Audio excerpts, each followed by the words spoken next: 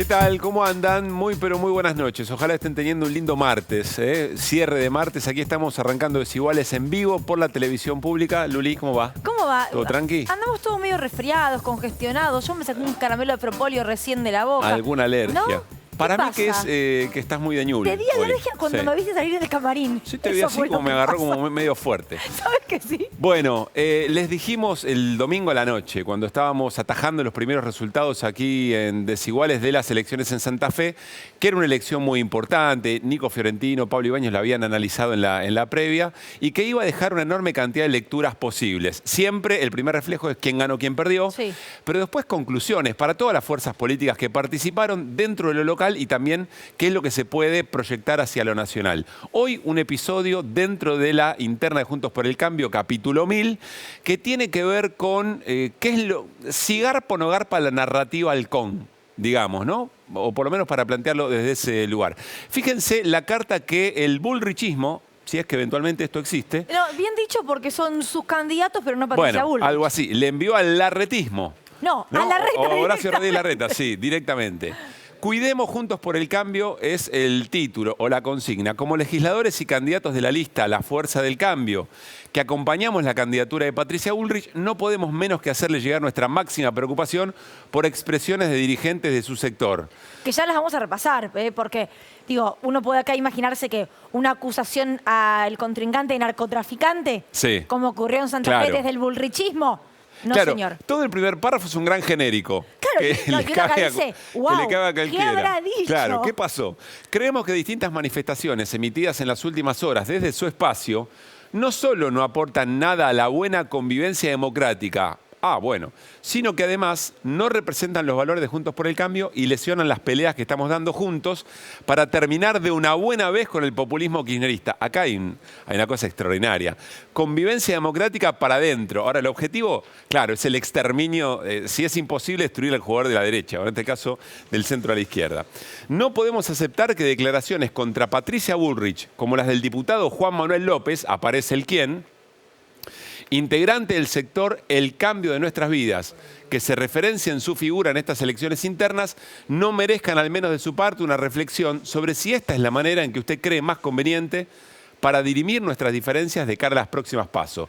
En un artículo posterior, López no se retracta. Es decir, lo llama a Larreta y le dice, escúcheme, agárrelo a López, que está jugando, que patea por usted, y dígale que pasó el fleje, que jugó un poco fuera de los límites. No, pero esto es maravilloso. Estas expresiones nos preocupan además porque coinciden casi punto por punto con las mismas que reparten el kirchnerismo y su ministro de Economía, Sergio Massa. O sea, decirle a López que no diga lo mismo que el kirchnerismo porque si no realmente seremos los malos de la película. Y si quieren podemos ya pasar, porque Sí. esto es ¿A qué se para refiere? desgranar, pero se entiende de qué se trata. Se apunta a Horacio Rodríguez Larreta como decirle, a los que están abajo tuyo, a los que juegan para vos, ordenalos. No nos gusta lo que dijeron de Patricia. Y esto lo digo, es una opinión personal, como si Bullrich no se supiese defender. Digo, ¿realmente Bullrich no podría salir a responderle a Juan Manuel López? ¿Y quieren escuchar qué es lo que dijo tan grave Juan Manuel López? Lo siguiente. Creo que hay gente que cree que hay que ir mucho más rápido en el ordenamiento de la economía, no lo rápido o lo lento o con la velocidad que permitan los tiempos. Entonces, algunos creen que esa velocidad no va a ser sino con represión. Y me imagino por ahí un gobierno con dificultades de Patricia como por ahí la serie del 2001. Por ahí me estoy metiendo en un problema mientras voy pensando. Yo creo que diciendo sí, esto en voz alta. que está ocurriendo. Estoy viendo cómo... ¿Cómo salgo de acá? Exactamente. Pero me parece que hay que entender que esos órdenes represivos no funcionan. Por ahí me estoy metiendo en un problema mientras voy pensando. Yo creo que sí. Sí, era claro que sí. ¿Pero por qué? Porque sin ninguna duda es el punto que Patricia Bullrich sabe no tiene respuesta para dar. ¿Cómo justificaría Bullrich una avanzada sin diálogo a todo o nada con una economía durísima y represión? Con el ejemplo del 2001, donde ella era funcionaria. Es muy difícil para Bullrich responder a algo como esto, que no es un decirle, sos un narcotraficante, sos una delincuente. Es decirle, tu plan creo que no va a funcionar. Me lo imagino como una historia que ya conocemos. Hay que aclarar una cosa. Juan Manuel López es de la coalición cívica, no del PRO, como Larreta y Bullrich. Es actual diputado, no es candidato a nada, no va en ninguna lista con Horacio Rodríguez Larreta. ¿Por qué digo esto? Porque habla en nombre de un dirigente de una coalición de gobierno, que uno entiende podría tener alguna preferencia, por supuesto, por Larreta antes que por Bullrich, pero no es un Franco Rinaldi a quien pueden bajar de la lista. Y entiendo que ahí también hubo un punto, Pablo, en el que quedó como un sabor amargo. Nos bajaron a nuestro candidato, al que el día de hoy algunos dentro del bullrichismo lo siguen defendiendo. En un ratito con Nico Fiorentino vamos a tratar de analizar un poquito esto en profundidad, sacar alguna conclusión, ¿no? Que de eso se trata también un poco la promesa de Desiguales. Hoy publico una nota en Infobae, en el portal Infobae, Juan Manuel López, que la verdad tiene mucho sentido. Él lo que dice es, bueno, si vos querés llevar adelante determinado tipo de modelo, no podés hacerlo a los palazos. Tenés que generar consensos para que sea sostenible. Es un poco el discurso también de Larreta. Es cierto, coinciden en aquello de con todos adentro menos con el kirchnerismo y con la izquierda.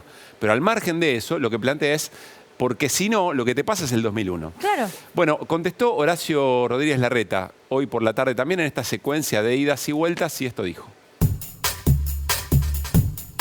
Nosotros vamos por la Argentina de la paz.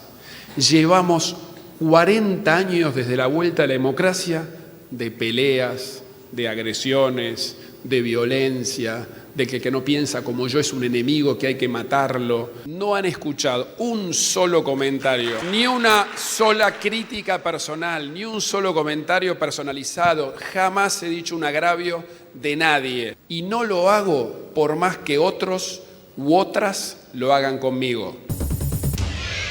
Bueno, en definitiva, esto Larreta lo viene planteando bastante seguido, pero en definitiva el episodio es, pasó Patricia Bullrich y le dijo a alguien que está con Larreta, che, se fueron de mambo.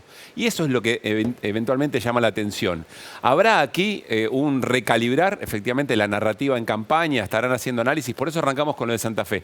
¿Estarán revisando a ver qué es lo que efectivamente funciona y qué no para interpelar al sector que están buscando en el marco de estas elecciones? Lo charlamos con Nico en un ratito. Sí, y quien hizo una mención a este tema es Sergio Massa, no porque opinó sobre la interna, sino porque dijo que cree que tiene que hacer Unión por la Patria cuando esto ocurre en el equipo del frente. Escuchemos. No hablemos de los quilombos de los otros, que se arreglen ellos. Imagínense si no se ponen de acuerdo en una primaria lo que pueden llegar a ser gobernando. Imagínenselo. Imagínenselo. De los quilombos de ellos que hablen ellos y los expliquen ellos. Nosotros contémosle a los argentinos cómo va a ser para adelante.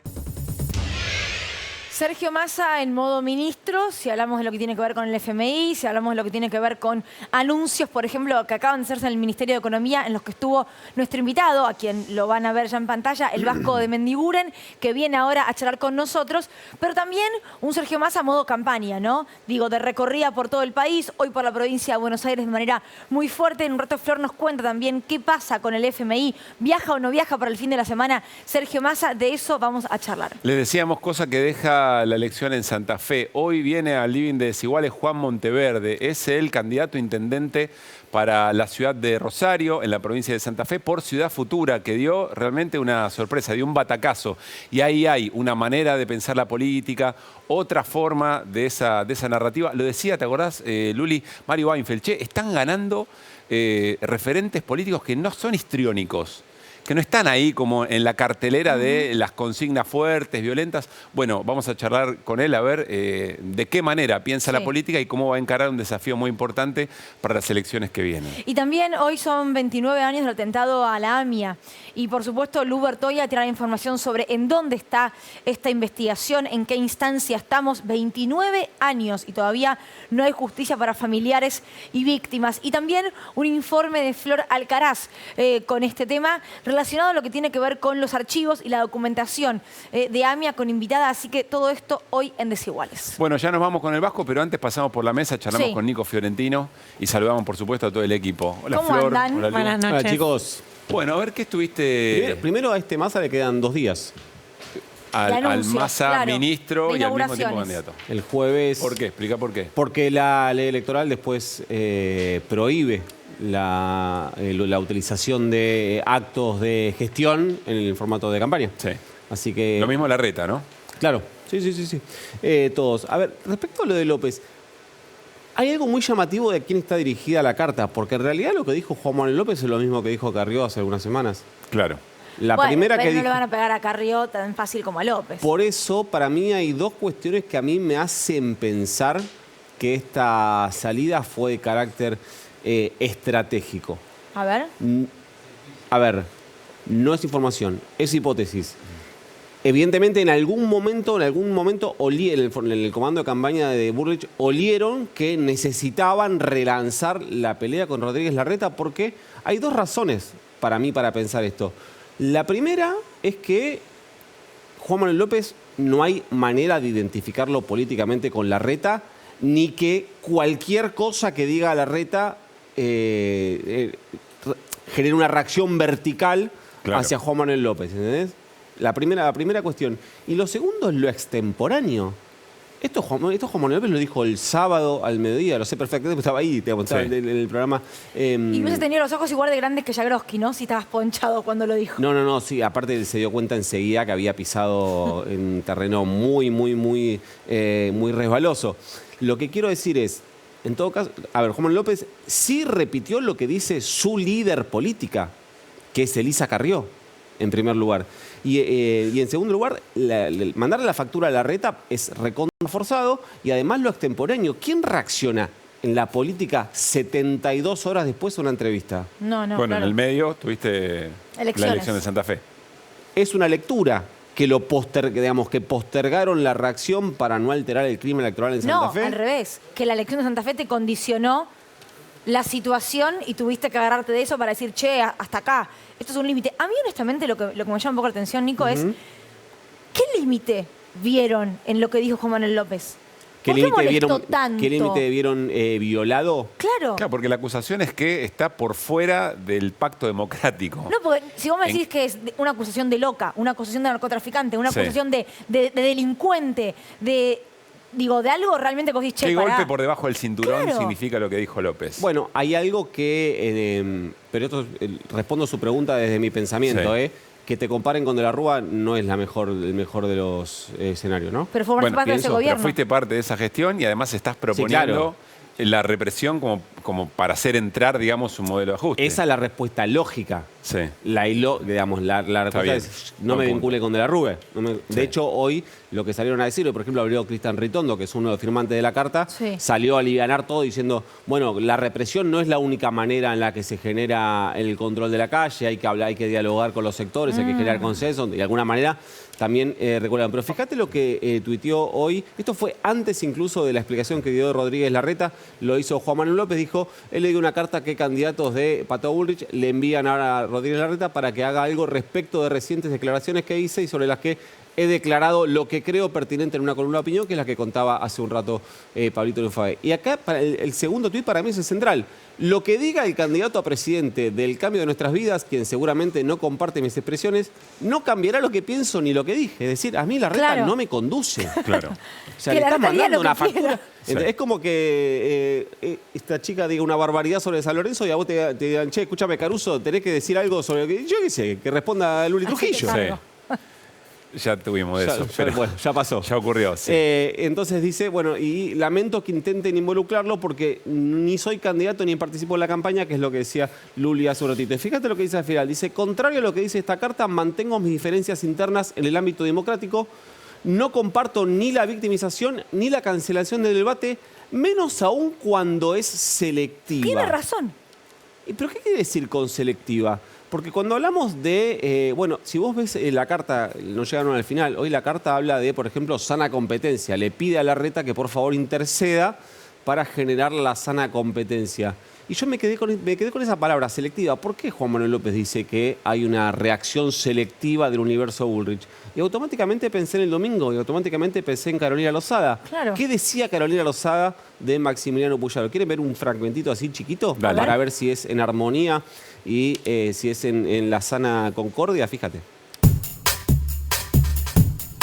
Lilita tuvo sus reparos por un tema que para mí es un tema no menor, que es el tema de algunos contactos de candidatos con el narcotráfico. Hay un candidato que fue ministro de Seguridad, que tiene mucho que hablar de lo que hizo como ministro de Seguridad, mucho que hablar y que explicar, te digo. Yo estoy segura que yo no soy la candidata del narcotráfico, 100% segura. Claro.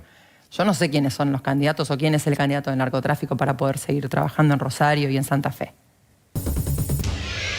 Decirte que podés chocar un gobierno y terminar en represión como en 2001 es absolutamente inadmisible, pero en el medio de una contienda electoral, en una disputa, esto es antes de la elección, en el medio de una disputa electoral, validar que traten a tu rival interno de narcotraficante. Es válido. Y evidentemente sí, porque no hubo las firmantes de la carta del día de hoy, no firmaron una carta contra Carolina Lozada por considerar que esto violaba la sana competencia, y hice comillas en el aire como en los 90. Es cierto que siempre las razones son más complejas de lo que uno cree, pero a veces la simple puede funcionar. Es decir, después de lo que pasó no solamente en Santa Fe, en el resto del país, en las elecciones provinciales, quizá hay un cierto desconcierto o un recalcular respecto de, bueno, ¿cómo encaramos este tramo? ¿Cuál es el clima? ¿Qué pasa que me dicen las encuestas que hay elecciones que están muy parejas y de repente la ciudadanía cuando Pierdo por pone 10 puntos. Claro, cuando pone el voto en la urna está diciendo otra cosa. Esto también quizá es parte y hay manotazos en este momento. Pero bueno, Vamos con nuestro bastante invitado. lejos de las propuestas y de las ideas, ¿no? Vamos con nuestro invitado, ¿eh? Dale. Está el Vasco de Mendiburu aquí en el link de Desiguales, a quien le agradecemos, como siempre, por venir. ¿Cómo va, Vasco? Bien. ¿Te puedo preguntar un poco Mirá por el punto gesto por el que cambio metió. de entrada? Metió mordida del labio inferior. ¿Por qué? No hablemos. No, podrán gobernar después porque... Es que eso te quería preguntar, porque digo, vos hace mucho que estás en la política, entendés que hay conflictos dentro de un mismo espacio, pero ¿cómo se sale después juntos de algo así? Me cuesta creer. Primero hay antecedentes, ¿no? Porque el caso de Patricia Bullrich no es que, pues a veces alguno utiliza una estrategia que viene bien. Yo creo que es lo que piensa, ¿no? Cuando uno mira el 2001, ella, digo, porque era funcionaria, y no sé si ustedes recuerdan que Lilita Carrió le hizo un juicio a Patricia por infame traidora a la patria, por su gestión sobre el final del gobierno de la Rúa. Por supuesto, por cómo es a veces Lilita en su carácter. Después, mientras el juicio se tramitaba, era diputada de ella, ¿no? Pero son cosas que a veces es difícil, sobre todo cuando la situación que el país tiene, creo que lo que todos debemos tratar de hacer es entender que la gente está mal. En la Argentina, ni que hablar. Y en el mundo, fíjense que en el mundo la gente en la crisis que tuvieron de pandemia se enojó con la política. Mal, ¿eh? Fíjense, no ganó ningún oficialismo, salvo Macron, que después tuvo los problemas que tuvo, porque la gente, bueno, por eso juega a la antipolítica. Entonces me parece que en un momento donde Argentina, el mundo ya está complicado, pero la Argentina... La gente nos está pidiendo responsabilidad, nos está pidiendo medidas concretas, propuestas concretas, como diciendo, comprenden lo que a mí me pasa y me están dando alternativas. Y escuchan esto. Nosotros no es que somos monjas de clausura, ¿no? Claro, te iba a decir, viene de una situación muy, pero muy compleja. Nosotros también tenemos nuestros problemas. De hecho, la interna a la que se llegó en Unión por la Patria, ¿crees que fue para evitar esto? Porque podría haber sido así o peor, ¿eh? No, definitivamente. Primero nosotros creemos, saben que nosotros pensamos, creemos y planteamos que la Argentina está en la víspera de un gran momento de desarrollo. Estamos convencidos de eso, lo podemos probar y en función de eso estamos escribiendo y proponiendo. Pero era clave para eso y para poder transitar este momento complejo, porque la seca, mala deuda, había que tener unidad. Es muy difícil, porque además que a la gente, que todos sabemos en el estado que está enojada, con razón, le hagamos estos planteos internos hacia cada espacio, calculemos lo que va a hacer después, yo creo que irrita mucho, más de la causa que tienen para estar irritados. Ahora, a este nivel, yo sinceramente lo hablo como, a este nivel de tensión, de agravios, me parecía difícil que se podía llegar, porque es difícil recomponer. Ahora, Vasco... Yo pregunto, aquel que mañana pierda ahora, con lo que escuchamos decir de la candidata en Rosario, Carolina Lozada. En Santa Fe. En Santa Fe, que lo dijo públicamente. No voy a poder tener nada en común con él después. Bueno, pero cuando reconoció la derrota interna, pasado pisado, como que Bueno, pero la pregunta es si se ese puso pasado a pisado colaborar. para Pero los si es votantes real, también lo hoy es. qué Claro. vas a decir, me voy a pelear, lo que tenés que decir, ahora nos unimos. No, pero lo que dice Ahora, en el Lulin, fondo. una cosa es la dirigencia, otra cosa es el votante. Por ¿no? supuesto. Ahora, Vasco, esto, me da la sensación que quizá puede haber un reflejo de unión por la patria, de celebrar este grado de agresividad que tiene la interna, pero todo se vuelve muy emocional y te hace más complicado el laburo a vos, que permanentemente venís con papeles a explicar fundamentos de política pública, es decir, toda la política lo resiente. Ahora, sí, es así. Ahora, ¿por qué todos, no nosotros, se prenden a esta discusión que no es por donde pasan los problemas? Porque los problemas pasan si estabilizamos la economía, si volvemos a crecer, si recuperamos el salario real, porque la gente lo primero que le está pidiendo a la política que le resuelvas el tema de la inflación, de cómo llega a fin de mes, que mantengas el nivel de desempleo bajo. Esta es la primera necesidad.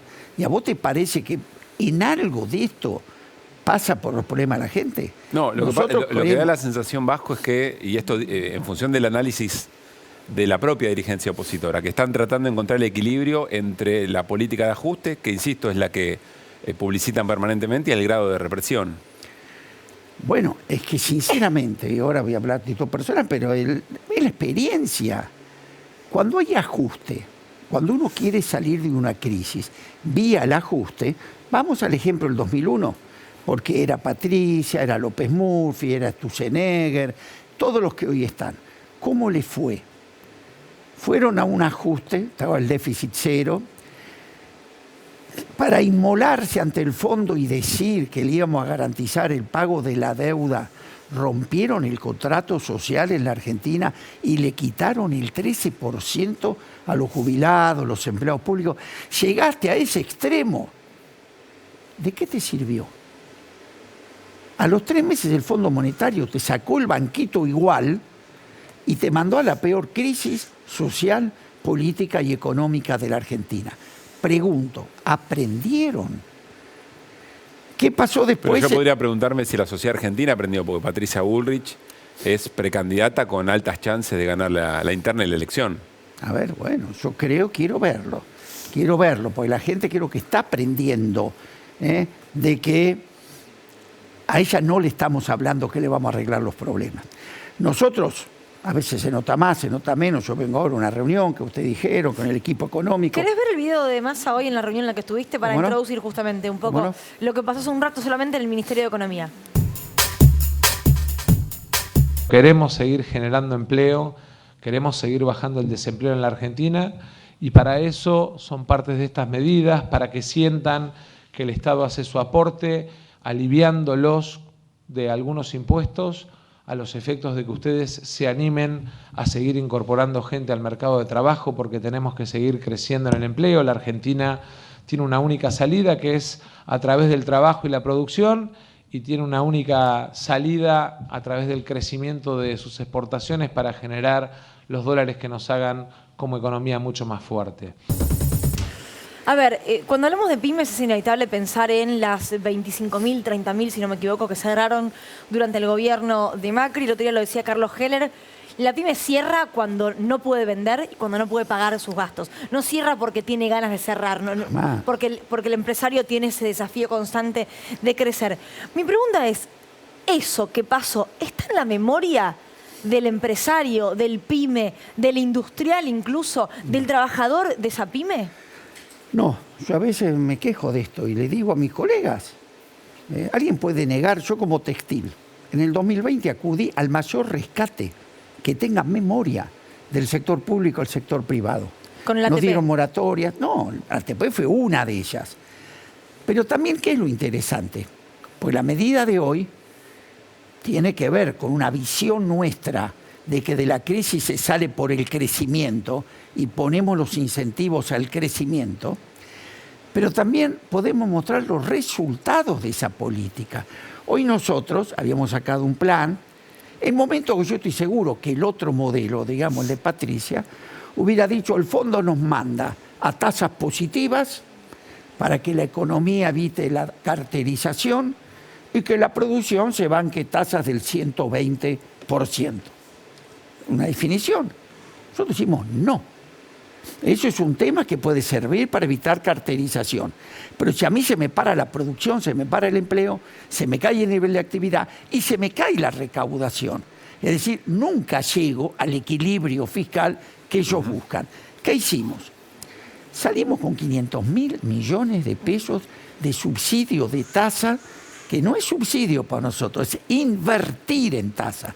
Invertimos en esas pymes. ¿Cuál fue la respuesta? En el 2020, que 30.000 pibes estuvieran vivas. ¿Cuál fue la respuesta? Que respondieron y crecimos al 10,5%. ¿Cuál fue la respuesta a esa política?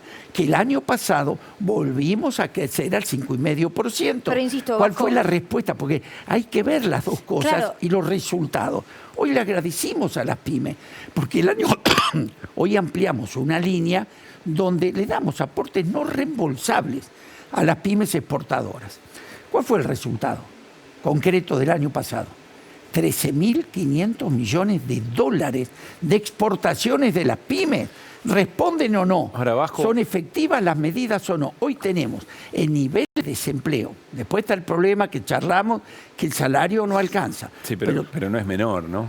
Bueno, pero vos lo peor que tenías, nosotros aprendimos de la catástrofe que es la desocupación. No te olvides, los modelos de Patricia, el primero el ajuste del salario.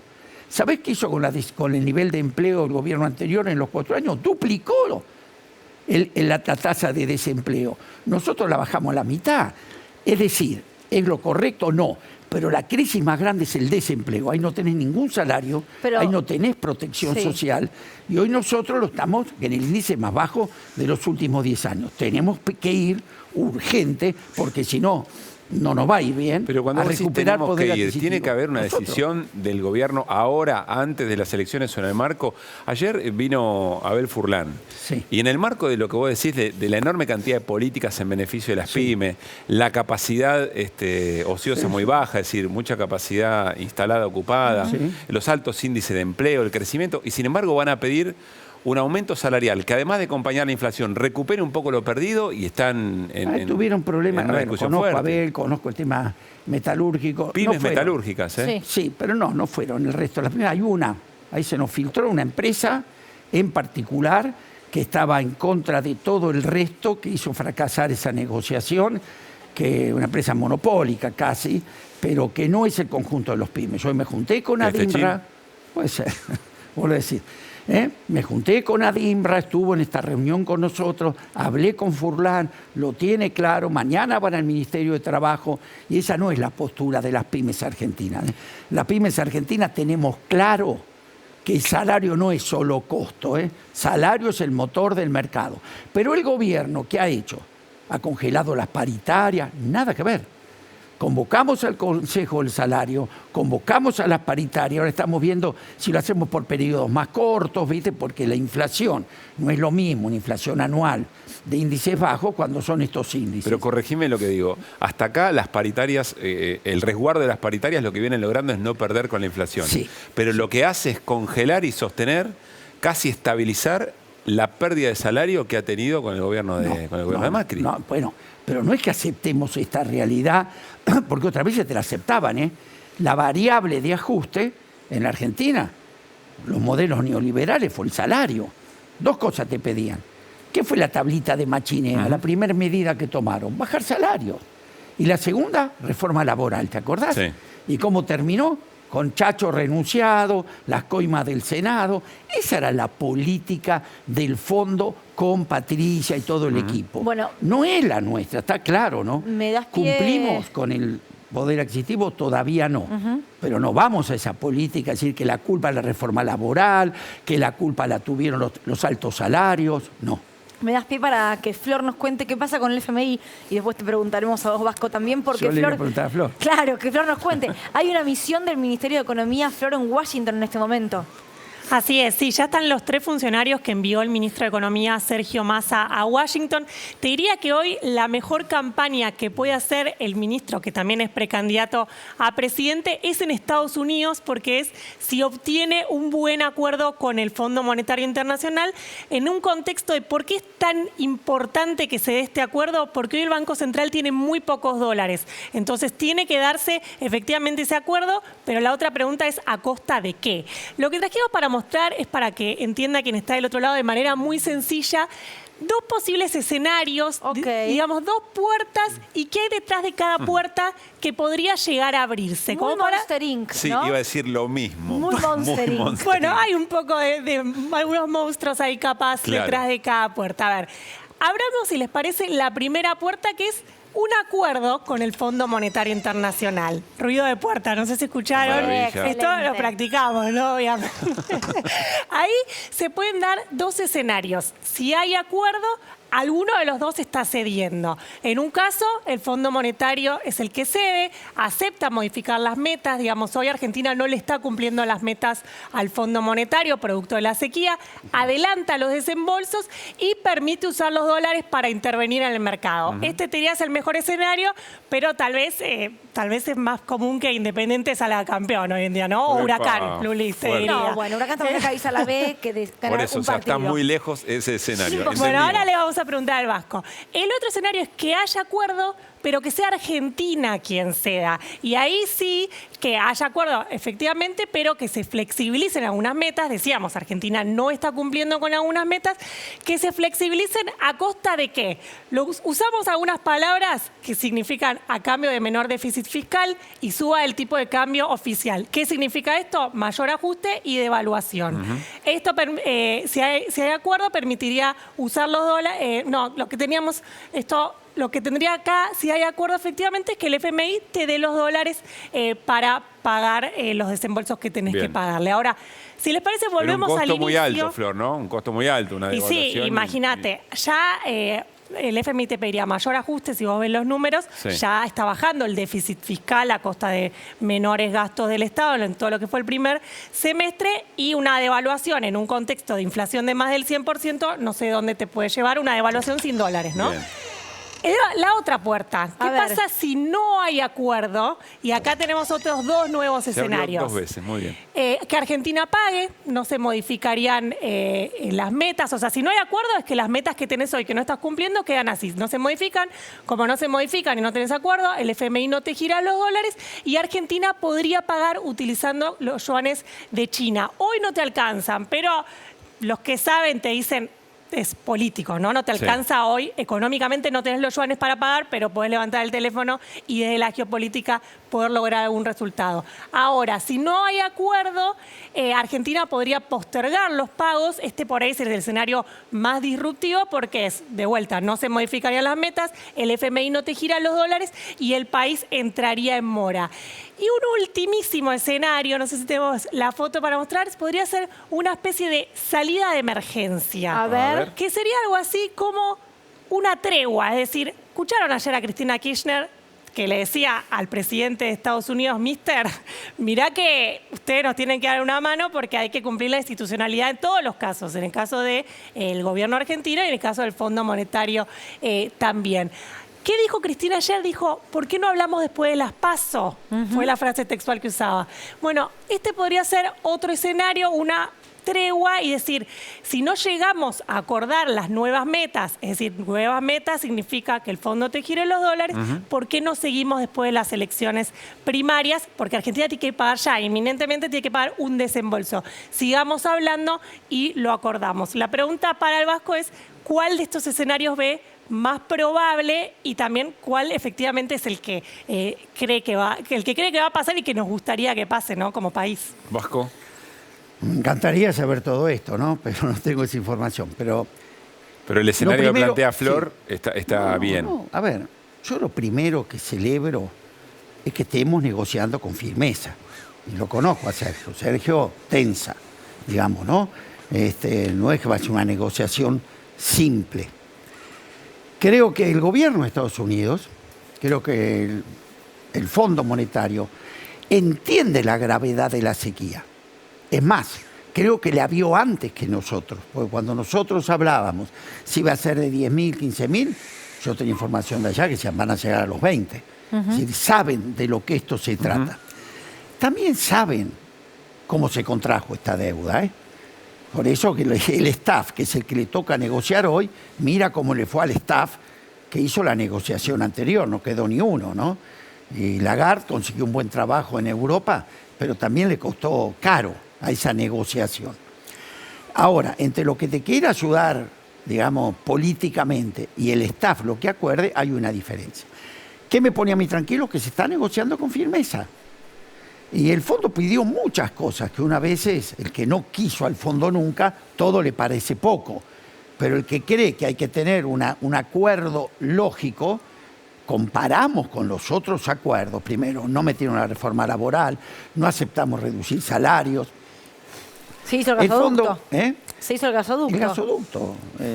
No lo dijeron públicamente, pero era así, había que cortar el gasoducto.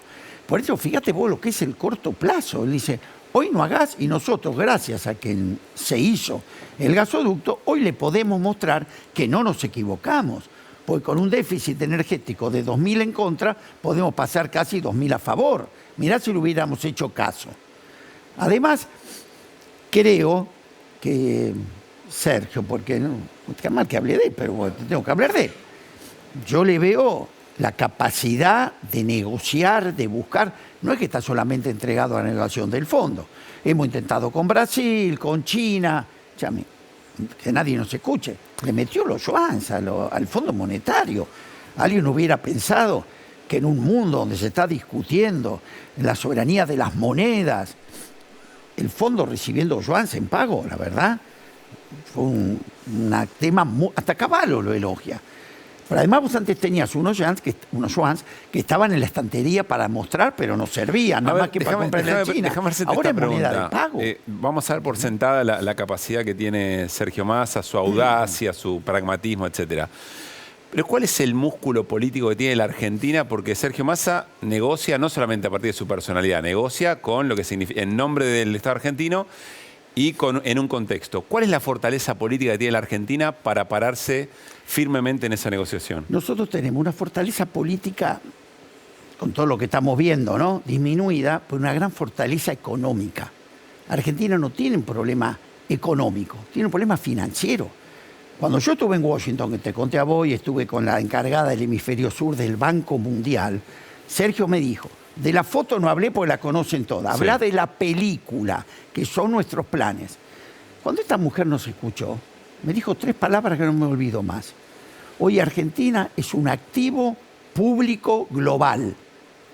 Como diciendo, lo que el mundo entró en crisis estructural, que es el sistema energético, alimenticio, Argentina lo tiene en abundancia. ¿Qué significa?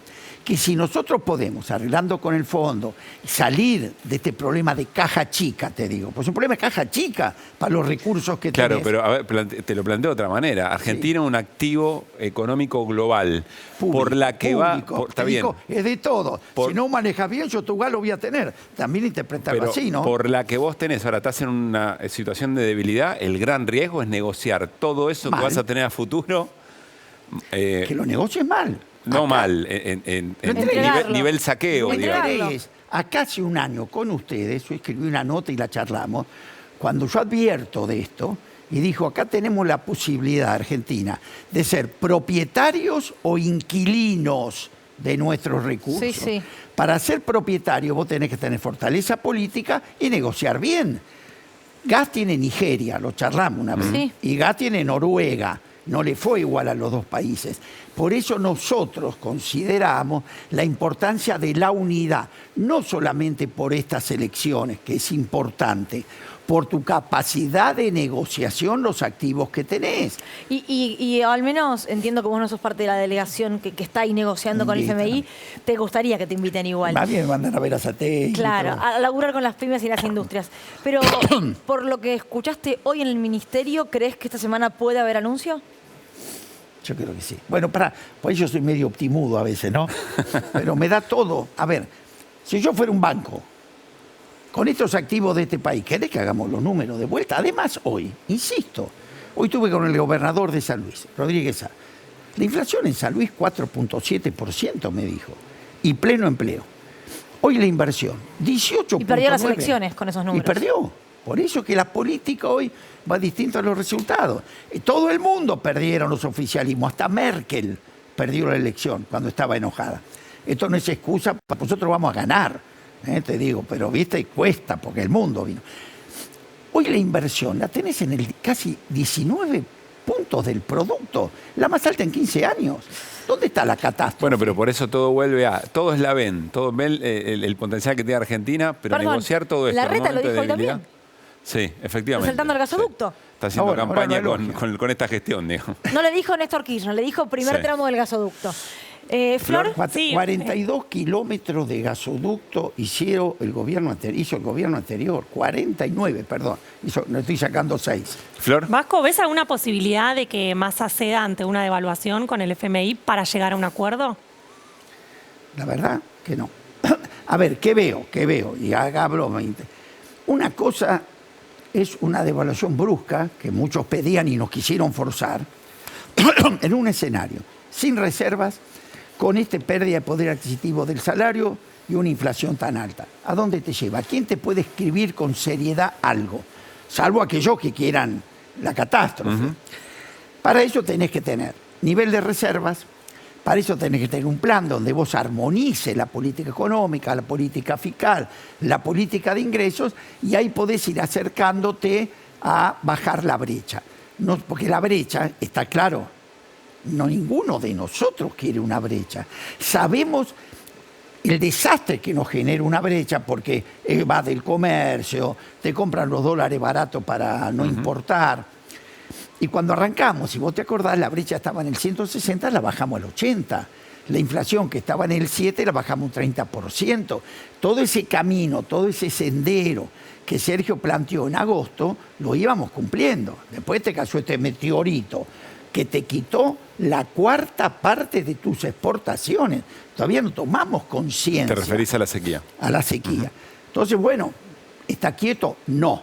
Yo me imagino, la verdad que sé que es contrafáctico, pero me imagino a todos los que dan consejo del PowerPoint manejando hoy, con el fondo con la China, con Estados Unidos, está lo estratégico, está lo concreto, y todavía mantenemos nivel de actividad, porque hoy dieron un índice de 4% de caída por el campo, que es lógico. ¿Qué quiere con esta catástrofe? Que no caiga el campo, no tuvo la cosecha, no tuvo el transporte. Pero la actividad complejo. dio caída hoy. ¿Cómo? La actividad dio caída, digamos, en el interanual y en el acumulado del año. 1.2 por No, pero digamos, arriba. la actividad en general ya está mostrando signos de caída. Pero si tuviste un meteorito. No, sí, querías claro, que- pero claro, digo, pero ya el se está 80, viendo que en el primer casi trimestre no se veía. Casi toda la caída la tenés en el sector agropecuario. El complejo oleaginoso cayó el 50%. No tuviste la soja, no tuviste los contratistas que iban a cosecharla, no tuviste el transporte que iba a generar, no tuviste la rentabilidad del sector que cuando la obtiene derrama. Todo eso te faltó. Vasco, gracias como siempre por haber venido. Ah, por nada. Un placer. Bueno, nos vamos a ir a Sí. la mesa con Vamos. Lu Bertoia. Hoy, nuevo aniversario del atentado a la AMIA. Y la gran pregunta, Lu, es... Bueno, hay muchas, ¿no? Siempre. Pero ¿en qué situación, en qué momento está la causa por la investigación del atentado? Bueno, hay distintas causas por la investigación del atentado, porque también está la del encubrimiento, ¿no? La investigación sobre el atentado está delegada en la Fiscalía, en la Unidad Fiscal AMIA, ¿no? Que fue eje de las críticas en los dos actos que vimos hoy a las 9:53.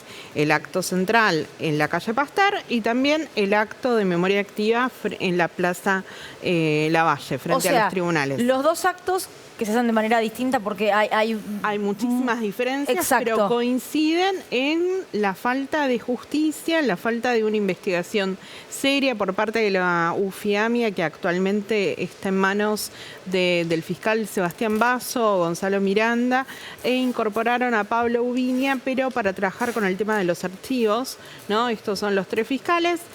sí hubo una coincidencia en decir, bueno, esta fiscalía no está investigando, la investigación está naufragando y nos entretienen, esto lo dijo también el presidente de la AMIA, nos entretienen cada vez para el aniversario. Bueno, ahora nos dicen que están pidiendo la detención de 4 personas que serían libanesas. El año pasado nos dijeron que confirmaron una sentencia 17 años después. ¿No? Estos son los datos concretos con respecto al tema de la fiscalía. Otra de las críticas concretas es que el juzgado, que es el que debería entender en la causa, está vacante hace más de 3 años. O sea, hay jueces que van subrogando, digamos.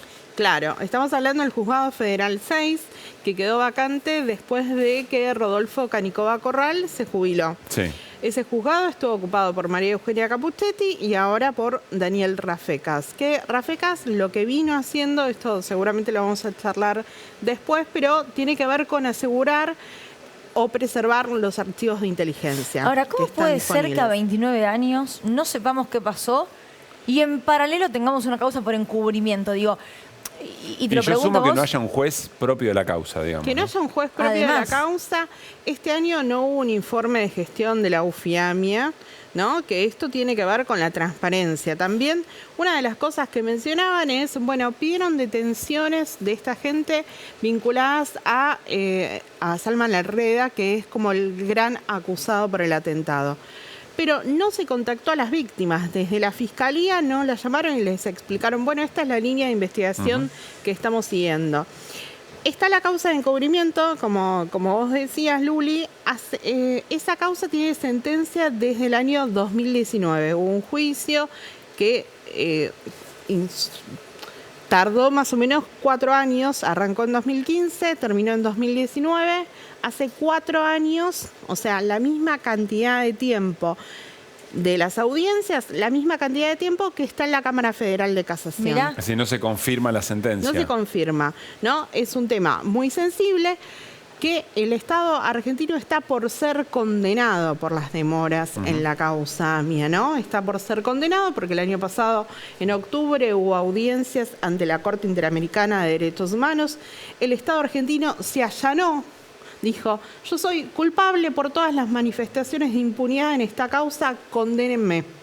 El presidente de la Corte Interamericana en ese momento le dijo, bueno, está bien, lo vamos a condenar, pero empiecen a hacer las modificaciones que puedan ir haciendo, por ejemplo, con el acceso a los archivos de inteligencia, que es otro de los reclamos también. Porque recordemos, y corregime, Lu, es decir, todo el aparato del Estado en un momento determinado funcionó para encubrir las verdaderas responsabilidades y perder, entre comillas, elementos de prueba que permitirían continuar con la investigación. Sí, y además eso me parece que estuvo presente en los 2 actos. Sí. ¿No? Incluso te destaco del acto oficial que el presidente de la AMIA dice, bueno, acá hay una serie de cosas que nosotros no sabemos. Entre otras, no sabemos si Canor Edul, que estaba vinculado a la familia de Carlos Menem, efectivamente participó del atentado.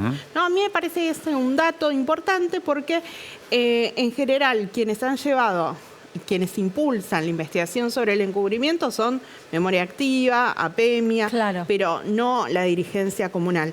Así que me pareció importante que hagan esa pregunta. Y después lo otro que queda es lo que se está instruyendo. Lo vimos a Corach en las últimas semanas y a distintos programas de tele. Hay una investigación sobre el rol de Corach que no avanza y que está en manos del juez Sebastián Ramos.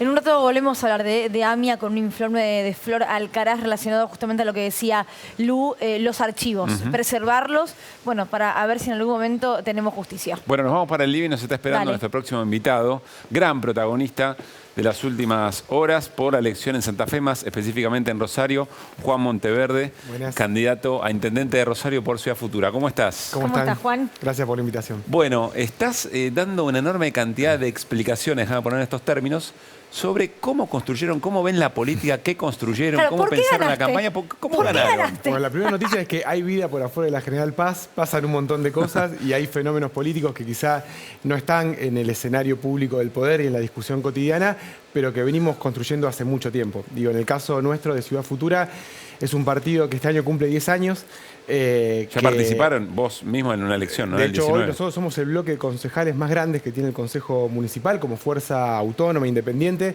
un partido que viene de los movimientos sociales, que los creamos nosotros mismos, que nos decían cuando lo creamos que era imposible, que para participar en política electoral había que tener o mucha plata o muchos amigos poderosos. Sí. Y la verdad que juntamos aval por aval, afiliado por afiliado, la sociedad nos empezó a apoyar por lo que ya hacíamos antes como movimiento social. Demostramos que una cultura política diferente vale la pena, que se puede presentar elecciones, que puede ganar, que puede hacer las cosas de otro modo. Y por la crisis que vive Rosario hoy, que todos la conocen, cuadruplicamos la tasa de homicidio, la violencia invadió casi todos los aspectos de la vida urbana, decidimos no quedarnos en nuestra zona de confort ideológica, cada uno con su camiseta partidaria, y decidimos convocar a la construcción de un espacio nuevo que se llama Rosario Sin Miedo, o sea, que pone el principal tema de la ciudad en agenda, que propone un horizonte y que convoca a todos, a sectores del peronismo, a sectores del progresismo que no se quieren ir con el PRO, como está pasando ahora en Santa Fe. Y creo que la sociedad respondió a ese llamado. A ver, para clarificar, no es que Juan ya ganó la intendencia de Rosario, ganó su interna y ahora va casi un mano a mano con el actual intendente A un Hapkin. balotaje. Lo que hicimos fue una primaria, lo que yo llamo la primaria del cambio, con Roberto Zuckerman, Sí. que también fue una primaria ejemplar porque fue democrática, porque fue limpia. De hecho, perdón, te sacaste una foto con él el día después y hoy estuviste en un canal de noticias junto a él. Estuvimos juntos en un canal acá cercano, también mostrando esto, de que parte de un cambio de la cultura política, que creo que hace falta en Rosario, pero hace falta en Argentina, es eso. Podemos competir, podemos tener matices, pero nos juntamos por un bien superior. En el caso de Rosario, la crisis de violencia. Pero bueno, estamos juntos al día siguiente de la elección para hacer algo que no es menor, que es que en Rosario gobierna la misma fuerza hace más de 30 años. Yo tengo 38. O sea, desde que estaba en tercer grado de la primaria, Claro. que gobierna la misma fuerza. Claro. Entonces, nos juntamos porque hay un sentimiento mayoritario de cambio en Rosario, pero siempre la oposición iba dividida. Bueno, ahora estamos a un mes de que por primera vez un cambio real de fondo y diferente sea posible. Ahora, ¿cuál en es Rosario. esa manera, no sé si nueva, por lo menos propia, de hacer política? ¿Qué rol tiene lo comunitario? Mira, nosotros cuando creamos un partido y le pusimos Ciudad Futura, y en su nombre la palabra ciudad, es porque entendemos que tenemos que hacer algo, los que creemos en la política y en la democracia, algo para terminar con este divorcio que hay entre la política y la sociedad. Digo, hoy vivimos en un momento donde hay mucho enojo con la política, la gente no está yendo a votar, baja la participación, y eso pasa porque hay sectores que ven que la política no sirve para nada. O sea, que votar no cambia las cosas. Entonces, lo que tenemos que hacer desde la política es mostrar que hay cosas importantes en juego, y una de las particularidades de Ciudad Futura, que yo siempre digo, no es mejor ni peor que el resto de los partidos, pero tiene una particularidad. Nosotros desde que arrancamos, que le ponemos mucho trabajo, mucha militancia y mucho empeño en materializar nuestras ideas. Nosotros creemos que no hay nada más potente que una idea cuando se materializa, que la política no es solo discurso, no es solo crean en lo que yo estoy diciendo, crean en lo que hicimos. Bueno, nosotros como movimiento social y como partido de movimiento logramos fundar escuelas en barrios donde el Estado no las fundaba, logramos hacer producir la tierra y llevar alimentos sanos y baratos a la mesa de los rosarinos. Eso es comunidad organizada, digamos. Exactamente, digamos hay algo entre el mercado y el Estado, que es la gestión de lo social. Es decir, cuando la sociedad dice, che, me hago cargo de los asuntos que son comunes y planteo una solución posible. Bueno, Sí. logramos hacer escuelas que son mejores que la del mercado y que la del privado. Logramos hacer espacios culturales que son mejores que la lógica empresarial o la lógica puramente estatal. Que hay un concepto diferente de lo público, que es acercar herramientas y empoderar a aquellos sectores de la sociedad que hacen cosas y que necesitan que un gobierno los ayude para promoverlos. ¿Por qué te ponen que sos el candidato de Grabois? Bueno, porque hay una lógica. Primero, yo a Juan lo conozco hace mucho tiempo, trabajamos juntos en, por ejemplo, el relevamiento de barrios populares. Hasta el año 2017, los barrios populares no figuraban en los mapas de los gobiernos. Nadie puede hacer política para algo que no existe en un mapa. Trabajamos juntos, yo creo que Juan le aporta una agenda que hoy la política tradicional no tiene y no está mirando. Pero bueno, también es fácil, cuando uno no conoce algo, uno conoce un fenómeno, tratar de etiquetarlo en las categorías que conoce. Yo creo que los que quieran conocernos tienen que ver lo que hicimos, tienen que conocer a Ciudad Futura, tienen que conocer lo que proponemos. Y creo que lo que hace el poder de la victoria, haber ganado la elección primaria, es mostrar que estas ideas nobles, estas ideas buenas, estos métodos diferentes de hacer las cosas, que quizás son más lentos, pero que son sólidos, también pueden ganar. Creo que el dique de contención que se rompió el domingo con los votos masivos de la gente fue, esta lógica no es minoritaria, esta lógica no es bueno para algunos asuntos de la vida cotidiana.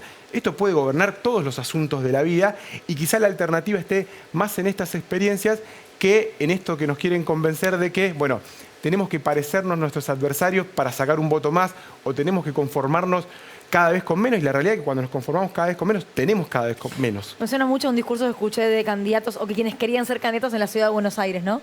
Bueno, Cuando lo iba vinieron. a decir, que tiene una pregunta Nico, pero Claro. Ofelia Fernández hace un planteo muy interesante. Ella dice, de alguna manera, estos sectores que representamos de la vida comunitaria organizada ya gobernamos la ciudad de Buenos Aires, porque hay una enorme cantidad de cuestiones que resolvemos, que gestionamos, etcétera, etcétera. Me sonó también muy parecido. Bueno, no casualmente también va con Juan Grabois. Nico. Juan, en estos 10 años de existencia de Ciudad Futura, ¿fueron tentados alguna vez a un acuerdo electoral con el socialismo? Nosotros, desde que nacimos el socialismo tuvo distintas etapas. El primer socialismo fue muy bueno, generó un sistema de atención primaria de la salud en los barrios populares, inédito en Argentina, se hizo cargo de un tema central, aunque no era competencia municipal. Para los porteños, el de Wiener. Claro, el del primer socialismo, el de Wiener, el del Tigre Caballero. Nosotros cuando nacemos fue en la segunda etapa, mucho más neoliberal, entonces siempre hubo un enfrentamiento, pero hubo muchos sectores de la base socialista, de los militantes socialistas, que de hecho nos votaron en esta elección porque no entienden cómo un partido, que nació para defender a los trabajadores, hoy está en una alianza estratégica con el PRO. Acá en Buenos Aires ya hace mucho tiempo que eso sucedía. Ahora, en Rosario y en Santa Fe eso no era así. Por ende, hay un montón de progresismo que también forma parte de este proyecto. Te pregunto porque recién hablabas de sacarse la camiseta ideológica. Tengo muchas ganas de preguntarte cuál es tu camiseta ideológica, que no está mal hablar de ideologías. Y si esa camiseta ideológica te llevó a que, por ejemplo, avanzar un acuerdo, en este caso, con sectores del peronismo, Rosario. Mira, creo que si a mí me preguntan cuál es tu ideología, muchas veces los ejes derecha-izquierda son muy buenos para analizar analíticamente la política, pero en la práctica se diluyen. Yo, si me preguntás, yo creo en la igualdad y en la libertad de todos y creo en un modelo de sociedad y en un gobierno fundamentalmente que logre que independientemente del lugar donde a uno le haya tocado la suerte de nacer, tenga las mismas posibilidades de llevar adelante su proyecto de vida y su sueño. Y vivo en un sistema donde te tocó nacer o de la General Paz para adentro o para afuera, tenés unas posibilidades.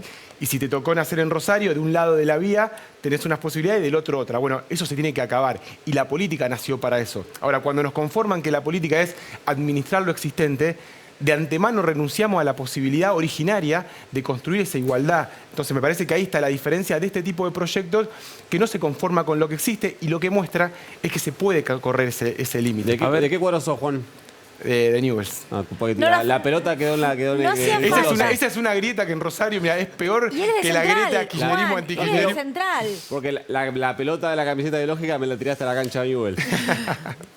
Bueno, ¿Vos querés decir algo vamos a dejar ahora? pasar este momento. Me encanta que haya Yo alguien de solo iba a Newell's. preguntar si se sentía cómodo con tus colores, como para no comprometerlo. Claro. Me lo En puse fin. a propósito porque sabía que venía Juan Monteverde.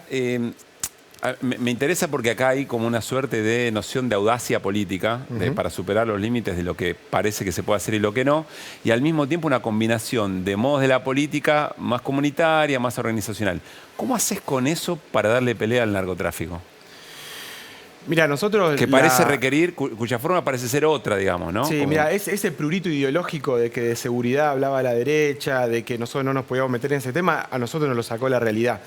A nuestro movimiento no nos mataron 1, ni 2, ni 3, sino 4 compañeros. 3 en el triple crimen de Villa Moreno en el 2012. Después llevamos como concejal a Eduardo Trasante, que era el padre de uno de los chicos, que fue un emblema de justicia, de lucha por justicia. Y esa misma violencia contra que él luchó, se lo llevó hace 3 años, le entraron a la casa y lo mataron de un tiro en la cabeza. Ay. Digamos, algo que no se conoció en Argentina por esta lógica de la centralidad, de que parece que Argentina es este pedacito de la patria. Por ende, nosotros venimos peleando contra esto y buscando instrumentos innovadores hace mucho tiempo. De hecho, hoy en Rosario existe una agencia contra el lavado de activos municipal. Que nos decían que era imposible. Nosotros batallamos y lo conseguimos desde el Consejo. Nosotros tenemos un plan contra la violencia de 3 partes. Nosotros decimos que a la violencia hay que enfrentarla por abajo, por arriba y por el medio. Por abajo, por arriba, yendo por la ruta del dinero narco, cortando el financiamiento que hace rentable la violencia, porque todo eso que genera el narcotráfico va a la economía legal en cualquier parte del mundo y en Rosario en particular. Hoy tenemos preso por narcotráfico un empresario que era estrella, Gustavo Shanahan, que era estrella del negocio inmobiliario y que fue presidente del puerto. Digo, todo eso que parece muy conspirativo, después en la práctica hoy está preso por narcotraficante.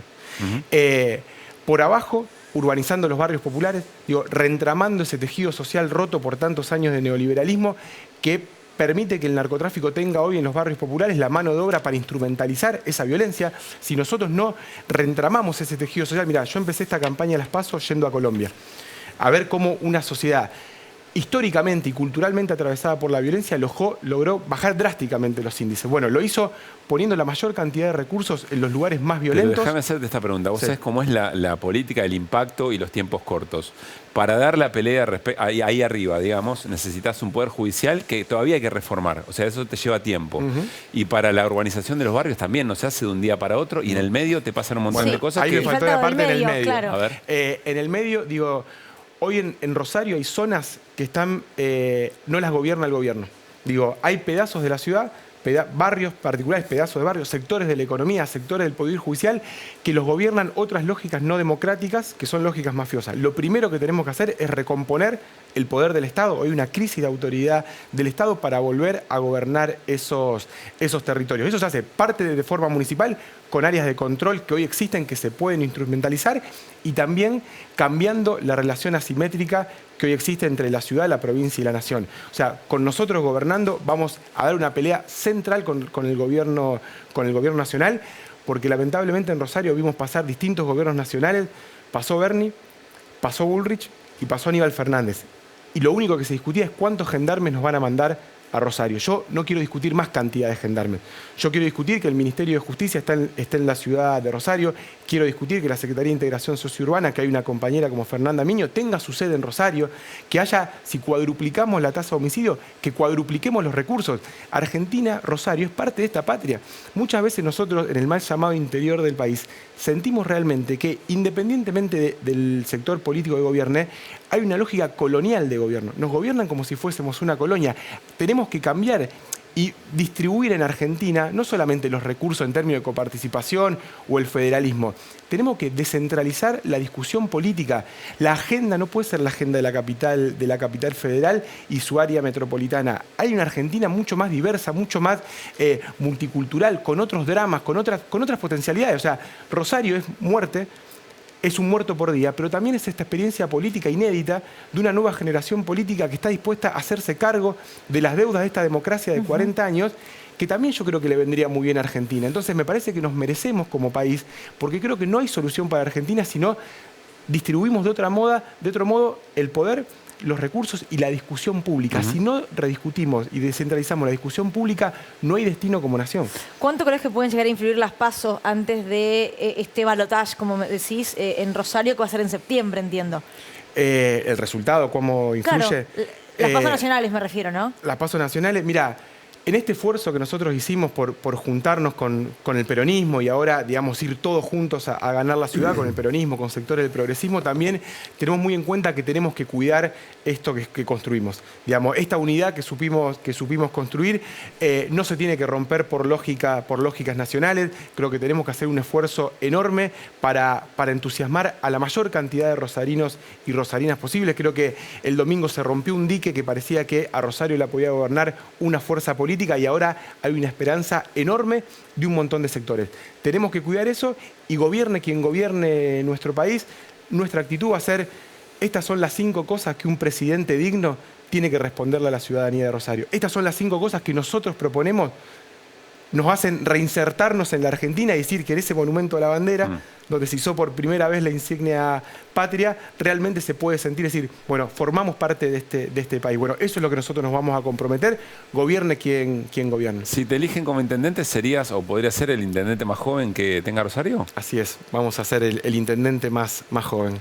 Muy bien. Bueno, y mucha esperemos suerte. que eso ilumine también la posibilidad de tener alguna vez en Argentina un presidente joven también, o una presidenta joven, la nombraron Ofelia antes. Digo, me parece que también nos merecemos animarnos a otra cosa. Yo siempre digo lo mismo, el bilardismo con malos resultados es lo peor que nos puede pasar. O sea, animémonos a otra cosa. Un compañero de la fábrica recuperada... Ay, lo conquistaste. Ah. Bueno, soy un fiel espectador del programa. A pesar de ser hincha de Newell's, lo conquistó. O sea, yo no puedo creer. Es que está todo esto. bien con el bilardismo. Ahora, en política, el bilardismo y el pragmatismo que no sale campeón, a mí no me lo vendan más.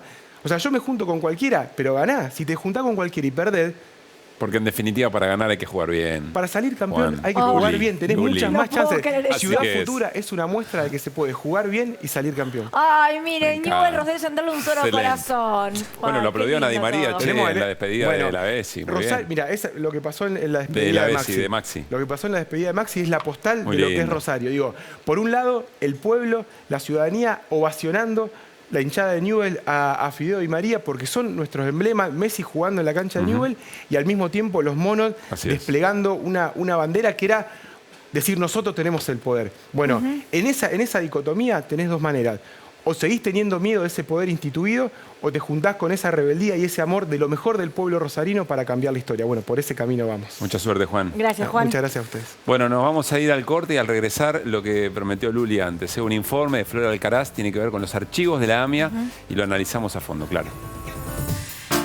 Igual que en la embajada de israelí, la tragedia en Buenos Aires se vuelve a repetir. Estamos en el centro porteño, en el emblemático Palacio Barolo. Durante mucho tiempo, parte de la causa AMIA estuvo acá prácticamente abandonada. Esta primera etapa de traslado de la documentación es el fruto de un largo camino y una larga lucha por vencer la cultura del secreto en la causa AMIA.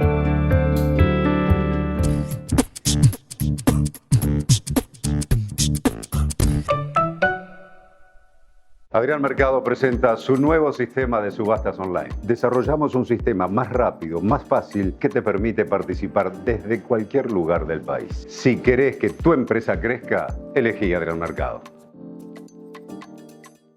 Este lunes, madrugá para alentar a la Celeste y Blanca.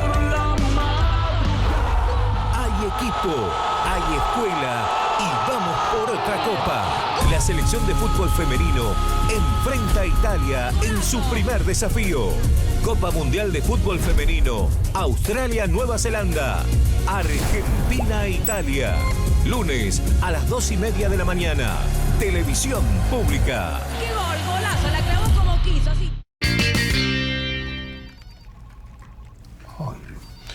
Che, tenemos que modernizar el home banking. Pero si lo vamos a hacer, que sea desde adentro.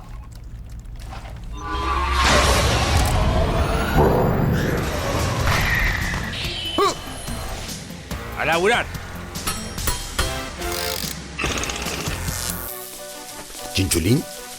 Ahora sí, tenemos un home banking actualizado para toda la provincia. Chicos, quedó muy bueno el home banking. De los expertos en endulzar, llega nueva stevia líquida de Ledesma. Es simple, es dulce, es liviana, es rica, stevia. 100% dulce y 0% calorías. Probala. Ledesma stevia líquida. Desde el PSOE queremos resaltar los logros del gobierno de Pedro Sánchez. Hemos derogado la ley de voto rogado e impulsado la ley que otorga la nacionalidad a nietos de españoles y españolas. Participa por correo hasta el 18 de julio y en urna del 15 al 20 de julio. Vota PSOE.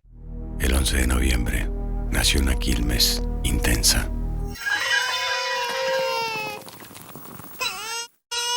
Ahí está. Aquella feroz sesión de testosterona en que las hormonas formaron parte del bello La arte Quilmes de Scorpio.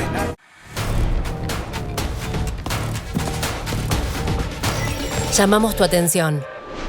Conquistamos nuevos espacios, los estadios más grandes del mundo y los titulares. Otros podrían parar ahí, pero nosotras no.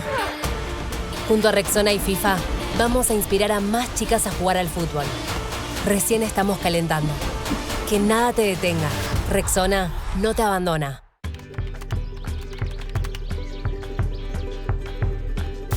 La que trata de convencer a la abuela hasta el último momento. El que llega hasta la mesa y no encuentra el DNI. Los que aplauden al primer voto.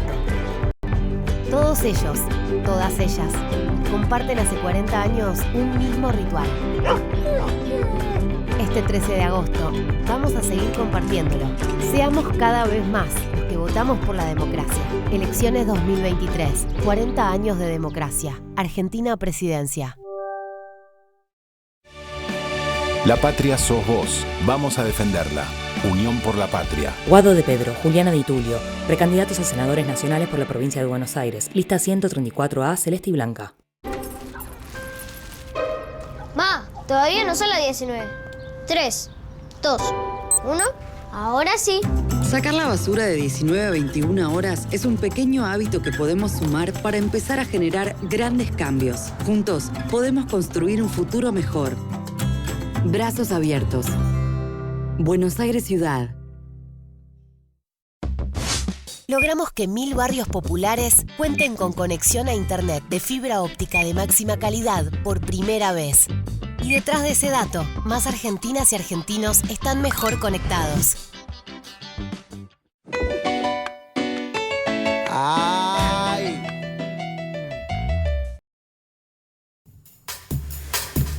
Bueno, muy bien, seguimos en Desiguales, ya estamos con Flor Alcaraz y está también con nosotros Paula Litvacki, ella es directora ejecutiva del CELS, muy involucrado este organismo en la investigación y en la continua demanda por cesar con la impunidad, por condenar el encubrimiento y por supuesto que prospere la causa.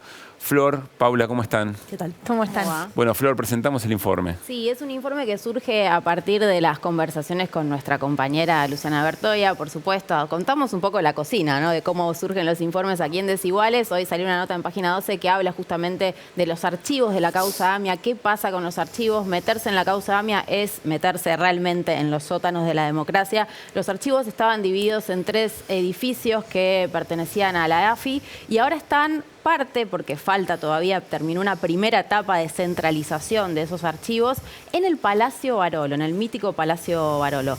Contamos en este informe cómo fue el camino de desclasificación en estos 29 años para poder obtener esto, que es lo básico, los documentos, los cassettes, la información vinculada a la causa AMIA, que es un montón y que no se sabe qué tiene, qué información puede contar, porque justamente estuvo abandonada durante mucho tiempo. ¿Lo vemos? Volaron la AMIA, igual que en la embajada de Israel. Estoy enfrente de un edificio que está a punto de desplomarse, enfrente de la AMIA, de 8 pisos. La tragedia en Buenos Aires se vuelve a repetir. Estamos en el centro porteño, en el emblemático Palacio Barolo. Durante mucho tiempo, parte de la causa AMIA estuvo acá prácticamente abandonada. Ahora se sistematizó y ordenó toda esa información. Vamos a conocer cómo fue ese camino. Esta primera etapa de traslado de la documentación que estaba en manos de la AFI es el fruto de un largo camino y una larga lucha por vencer la cultura del secreto en la causa AMIA que predominó toda esa investigación. El primer pedido de desclasificación que se hizo en la causa lo hizo Memoria Activa en el año 1999. Denunciamos en nuestra presentación ante la Comisión Interamericana de Derechos Humanos al Estado argentino por haber violado el derecho de las víctimas y de sus familiares a obtener justicia por parte de los tribunales locales. En el año 2015 se dictó el primer decreto que pretende desclasificar en términos generales la documentación en manos de la AFI. Y eso se terminó de perfeccionar con un último decreto en el año 2020. Finalmente, las partes que intervienen en la investigación del atentado contra la AMIA tendrán pleno acceso a 1.700 carpetas que contenían información reservada. Ordenaré a la Agencia Federal de Investigaciones desclasificar los testimonios secretos brindados por agentes de inteligencia en los juicios en los que fuera investigado el hecho.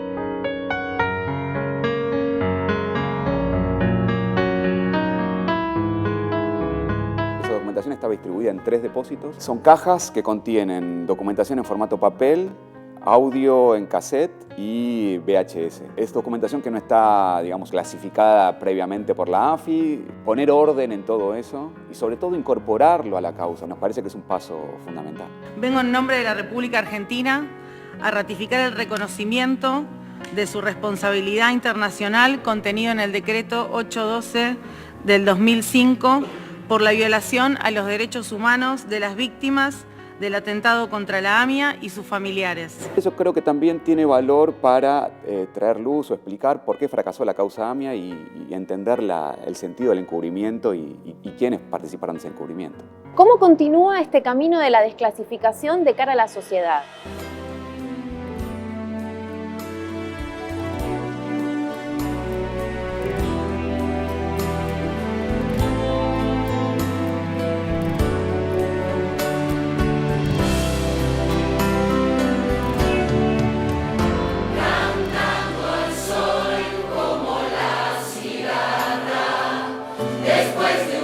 Ay, qué linda canción para cerrar, Sé que me estaba acordando, Pedro Aznar la cantó en vivo hace poquito en una actuación, terminó cantando la capela de esa manera y hablando de el desafío de los estados o los gobiernos contra las corporaciones. Para mí está todo muy vinculado, me remitió rápidamente. Paula, Flor, no sé cuál de los dos quiere arrancar para, bueno, explicar con más detalle lo que acabamos de ver. Sí, un poco preguntarte, Pau, cómo continúa esto, que es la pregunta que aparece en el informe, porque esta es una primera etapa. La semana pasada el Ministerio de Justicia anunció que terminaron con este primer proceso de centralización de la información, pero es muy poquito en relación a todo lo que queda. Exacto, es parte de un proceso larguísimo que no es únicamente lo que está en Barolo, sino que dentro de la UFIAMIA también hay unas carpetas que tienen que ver con información de inteligencia que se está tratando de sistematizar. Esto que del Barolo es lo que se está tratando de sistematizar también, y queda información todavía en algunas bases de la AFI vinculada a la causa AMIA. Entendemos que también puede haber otra información que tiene que ver con otras dependencias del Estado, por ejemplo, la Policía Federal Argentina. A nosotros nos parece muy importante que haya una búsqueda exhaustiva de esa información. Puede haber otra información que esté en algunas otras dependencias, o migraciones, o en su momento Cancillería. O sea, hubo una búsqueda bastante fuerte por parte de las querellas y por parte de, en algunos momentos, el Poder Ejecutivo, en algunos momentos las fiscalías. Y lo que estamos intentando hacer es que se termine de encontrar o hacer una búsqueda muy exhaustiva de la información que hay sobre el atentado a la AMIA y el encubrimiento del atentado a la AMIA. Son las dos cosas importantes. Entendemos que también es muy posible que siga habiendo información sobre el atentado a la AMIA en las bases de datos de la AFI, que no son necesariamente documentación en papel. Claro. Me parece que es interesante o importante explicar por qué es importante esto. La historia de la causa AMIA durante todos estos años tiene que ver con una investigación que fue infructuosa, que está frustrada de alguna manera. Todavía no terminamos de saber realmente qué pasó, ni quiénes fueron los culpables, los responsables de haber puesto la bomba, si hubo algún tipo de conexión local, alguna colaboración, y tampoco terminamos de tener toda la información sobre cómo fue el desvío de la investigación y del encubrimiento.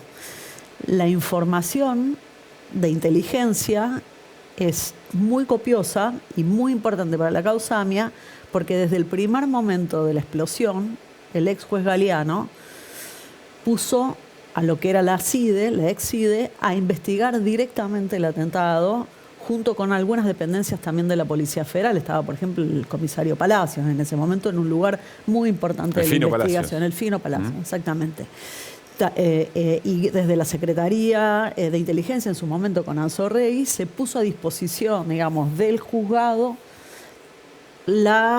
algunas dependencias de la CIDE, lo que se conocía como Sala Patria, para la investigación del atentado a la AMIA. Esto fue muy problemático, porque esa inserción de la agencia de inteligencia, o sea, de agentes de inteligencia dentro del mismo juzgado, y lo estoy diciendo literalmente, estaban físicamente adentro del juzgado, y de inteligencia de la Policía Federal también, que estaban adentro del juzgado. Toda esta cosa ahí muy mezclada entre la inteligencia y la justicia hizo que la información secreta de inteligencia fuera fundamental para que hoy no sepamos qué fue lo que pasó. O sea, la investigación quedó embarrada, tapada. O sea, el encubrimiento empezó al minuto después de la explosión de la bomba. El desvío de la investigación empezó al minuto, o sea, no se terminaba de entender muy bien. ¿Pero conscientemente fue eso o fue por...? Fue conscientemente. Impericia? Lo que pudimos saber después de un tiempo, cuando accedimos, por ejemplo, a los cables de Cancillería, ¿no?, que también son cables reservados, y hubo unas primeras tandas de desclasificación de información y se pudieron conocer algunos de esos cables. Hubo un cable el primer momento de la explosión entre la Cancillería Argentina e Israel, en el que había una comunicación, en el que ahí ya se decía de alguna manera como, bueno, esta va a ser la versión del atentado. Eso no quiere decir que la versión que salió en ese momento era absolutamente falsa. Lo que quería decir es que ya se estaba pergeñando una versión oficial de los hechos que no necesariamente tenía que ver todavía con las pruebas que se iban a encontrar en la causa. Entonces, la disociación entre prueba legal, lo que se necesita para condenar a una persona, para traer a una persona a juicio y condenarla, necesita certeza además, e información de inteligencia, es enorme la distancia. Vos, en todo caso, si hay información de inteligencia que puede ser valiosa para una investigación, hay que comprobarla de modo tal que eso pueda servir como evidencia. Eso no se hizo en la causa AMIA. Paula, ¿qué se espera del fallo de la Corte Interamericana? Y es importante que salga en estos meses del gobierno al frente de todos, porque bueno, este gobierno acordó, dijo yo me allano, condénenme, reconozco la responsabilidad. Supongo un cambio de signo político, esto va a generar otras condiciones. Bueno, no lo sé, quizás sí. Hay que ver. Lo que pasa es que a mí me interesa también decir que desde que el Estado se allanó ahora, en octubre del año pasado, en la audiencia en Montevideo ante la Corte Interamericana... Perdón, que se allanó el Estado quiere decir que reconoció que encubrió. No solo reconoció responsabilidad internacional, o sea, la violación de derechos humanos. En relación con la falta de prevención del atentado, porque había información de que podía suceder otro atentado en Argentina y el Estado no hizo lo suficiente como para prevenirlo, teniendo el antecedente del atentado a la Embajada de Israel. Asumió responsabilidad también por la falta de justicia y asumió también responsabilidad por la falta del derecho a la verdad, por ejemplo.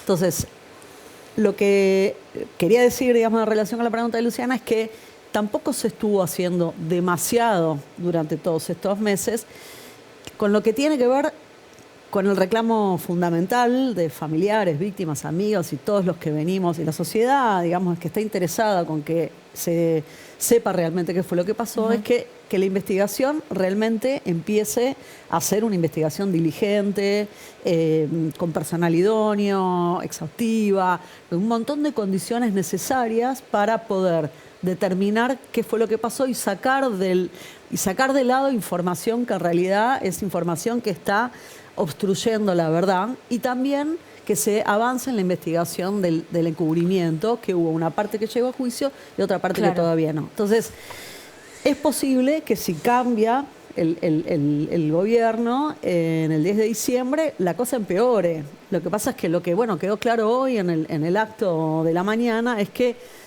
ahora ya se pueden empezar a hacer cosas importantes y que es necesario empezar a hacer cosas importantes durante estos meses. Paula, ¿quién tiene la responsabilidad de sistematizar estos archivos que se están recuperando?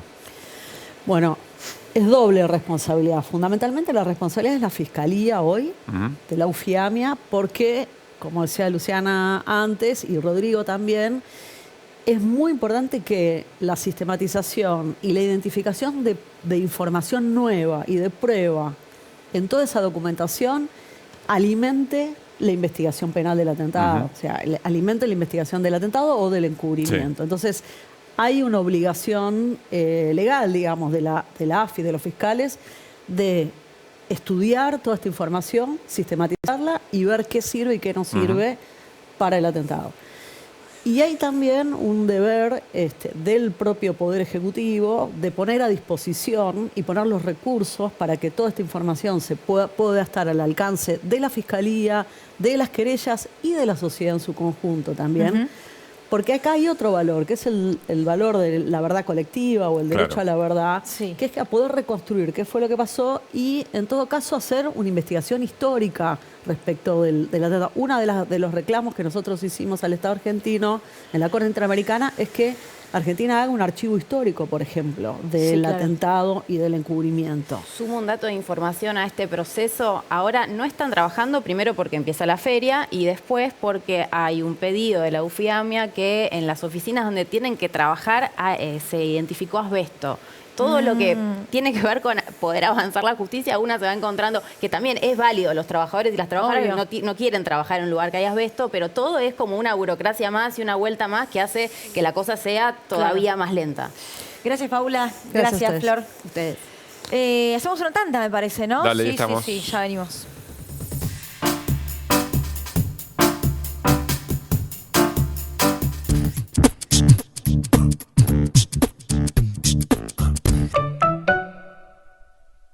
Todos sabemos lo que representa para la logística de una empresa una flota moderna de vehículos. Por eso, a la hora de renovar el parque automotor, piense en el especialista. Adrián Mercado, líder en subastas industriales.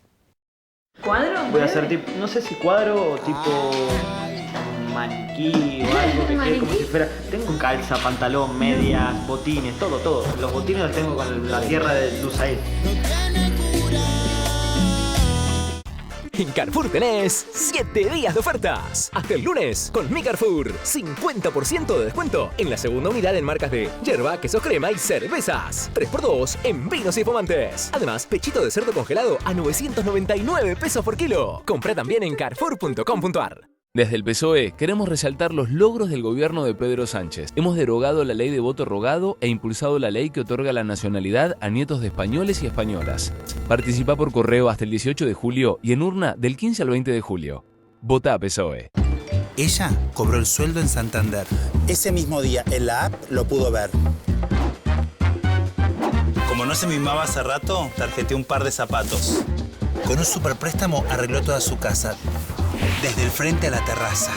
Pagando con Santander, ahorra en espectáculos. Metieron cena y show a todo trapo. Cuando se vio en apuros pensó, menos mal que de la app Santander di de alta el seguro. ¡Ay! Con lo que ahorraron pagando con tarjeta, clavaron flor de parrillada completa. ¿Estás bien? Esta papa está cruda. Santander, queremos ayudarte. Era Betular, ¿viste? Logramos que 1000 barrios populares cuenten con conexión a internet de fibra óptica de máxima calidad por primera vez. Y detrás de ese dato, más argentinas y argentinos están mejor conectados. ¿Sabes por qué está bueno tener nuestra aerolínea de bandera? Porque cuando una aerolínea es argentina, hay un tano probando el cordero al asador en el Calafate. Y ese pequeño emprendedor del sur puede soñar con exportar en nuestro nuevo carguero. Hay más frecuencias, más turismo, más desarrollo. Por eso podés sentir orgullo de tener una aerolínea de bandera. Porque cuando una aerolínea es argentina, hay más Argentina. La patria sos vos. Vamos a defenderla. Unión por la Patria. Sergio Massa, Agustín Rossi, precandidatos a presidente y vicepresidente. Lista 134A, celeste y blanca. Todas las axilas merecen el mejor cuidado. Por eso con DAV elegís más que protección. Único con un cuarto de crema humectante y vitamina E. Sentí la diferencia con DAV. Me siento hermosa con mis axilas. Espacio cedido por la Dirección Nacional Electoral. Si no es todo, es nada. Maximiliano Abad, María Eugenia Talerico, precandidato a senador nacional por la provincia de Buenos Aires. La Fuerza del Cambio, Juntos por el Cambio. Lista 504B. Chiquetere.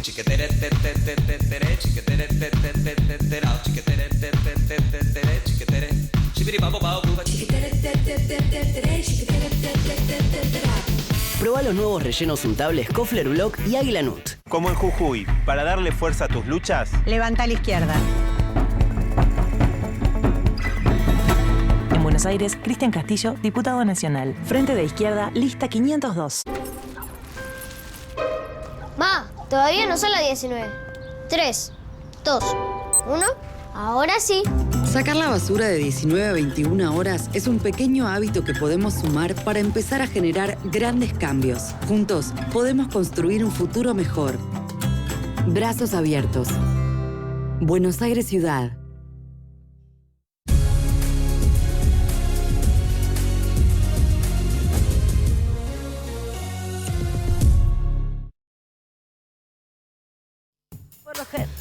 Bueno, muy bien. Seguimos en Desiguales, su último bloque, pero con información y muy importante. Flor Barragán. Sí, porque contábamos antes las distintas puertas que se podían abrir con el Fondo Monetario Internacional.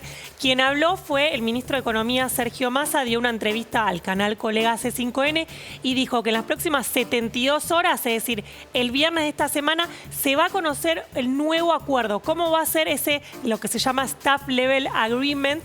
Dijo, se va a conocer en las próximas horas. El viernes, recordemos que había trascendido en algún momento que podía llegar a viajar.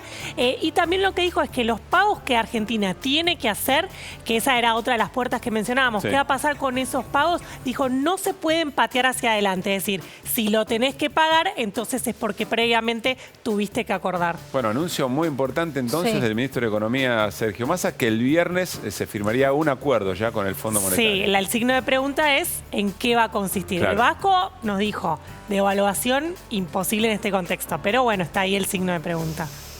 Mañana seguiremos charlando. Esperar de esto, para analizar, ¿no? seguramente. Para Claro que sí. jugarse a la primicia que no vale tanto, con cosas tan importantes. Nos vamos, Valo Caruso. Dale. Hasta mañana miércoles a las 9 de la noche. Pasen bien. Chau.